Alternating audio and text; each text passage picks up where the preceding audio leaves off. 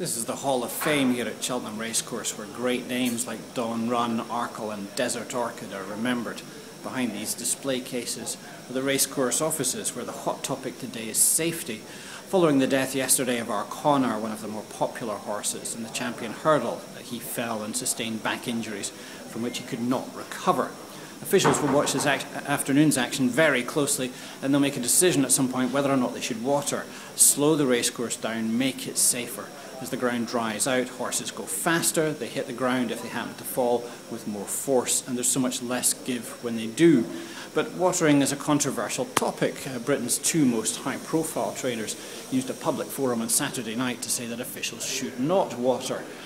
They say that some racehorses are simply suited by faster ground. They shouldn't have officials working against them. Still, those trainers were probably surprised by yesterday's action, quite how much the racecourse has dried out. According to Race Times, some experts think that the going was actually good to firm in places, although officially it was only good to soft.